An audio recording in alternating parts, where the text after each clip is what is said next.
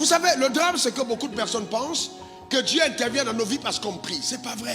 Dieu intervient dans ta vie à cause des motivations que tu as. C'est pas ta prière. Non, non, non, non, non. C'est pas ta prière. C'est d'abord tes motivations. Est-ce que tu l'aimes véritablement? Est-ce que tu l'aimes véritablement? Si j'aime véritablement Dieu, Dieu devient ma priorité. J'ai dit quoi? Dieu devient ta priorité. Dieu devient ta priorité. C'est-à-dire que je fais passer Dieu en premier. On a aujourd'hui une génération de personnes qui trouvent qu'elles sont tellement occupées que les choses de Dieu doivent les mettre au second plan. Non. Veux-tu voir la faveur de Dieu sur ta vie? Donne à Dieu la priorité. Dieu doit avoir la priorité. C'est-à-dire que cet amour pour Dieu doit te coûter quelque chose. Il y a des choses que tu vas sacrifier pour cet amour que tu as de Dieu. De Dieu à son égard. C'est important. Il faut bien que ça te coûte quelque chose. Pourquoi il faut l'aimer comme profondément? Parce qu'en fait, écoutez-moi attentivement, nous avons célébré récemment, la semaine passée, la Pentecôte. La venue du Saint-Esprit. Acte 1, verset 8. Vous recevrez une puissance. Le Saint-Esprit survenant sur vous, vous serez mes témoins. Donc Dieu a fait de chacun d'entre nous des témoins de sa gloire.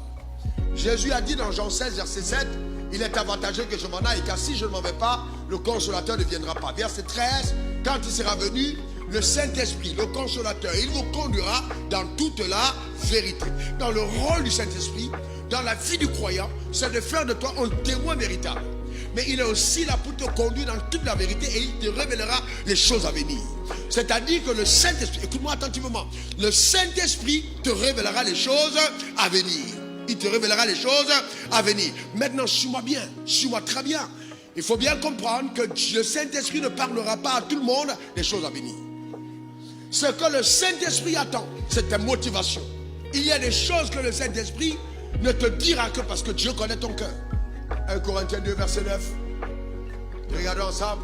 Mais comme il est écrit, ce sont les choses que l'œil n'a point et que l'oreille n'a point entendues, mais qui ne sont pas montées au cœur, des choses que Dieu a préparées pour ceux qui l'aiment. Pas pour ceux que Dieu aime, mais pour ceux qui l'aiment. C'est-à-dire que ces révélations, Dieu ne les accorde qu'à ceux qui l'aiment. D'ailleurs, Dieu dit, on ne donne pas la nourriture des enfants aux chiens, ni les perles aux pourceaux. Donc Dieu, si Dieu ne voit pas l'amour que tu as pour lui, il y a des choses qu'il ne t'accordera pas. La révélation est précédée par tes motivations.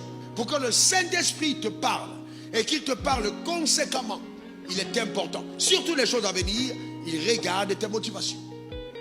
Tes motivations. Des choses que l'œil n'a point vues, que l'oreille n'a point entendues, qui ne sont pas montées au cœur de l'homme. Mais que Dieu a fait quoi? Réservé. Il a réservé pourquoi? Pour ceux qui l'aiment. Donc ça veut dire que ces choses-là, il n'y a que ceux qui l'aiment qui accèdent à ces choses. C'est pourquoi je dis, on a une génération de personnes qui n'aiment pas Dieu. Parce que si tu aimes Dieu, il y a des choses que tu n'as pas besoin d'entendre d'un prophète. Non, Dieu te le dira dans ta chambre. Ah oui, frère, je vous dis la vérité. Le voile du temple a été déchiré de haut en bas. Nous sommes dans une dispensation où le prophète n'est plus celui qui te dit ce que tu vas faire. Toutes les personnes qui sont dans cet ordre ne vont jamais prospérer par Dieu. Non, non, non, non. Le prophète n'est plus là pour te dire, voilà la femme qu'il faut épouser, non, laisse cette soeur, voilà ce qu'il faut faire. Oh, je vois Dieu me dit, oh, tu es appelé au ministère, oh, toi, tu es appelé aux affaires. Non, ce n'est plus de cette manière que Dieu opère. Dieu, parce que tu l'aimes, il va te révéler les choses. Il va te parler. Tu feras des expériences spirituelles que même peut-être ton pasteur ne maîtrise pas. Parce que tu aimes Dieu. Ah oui, la clé, c'est l'amour de Dieu. Il faut aimer Dieu.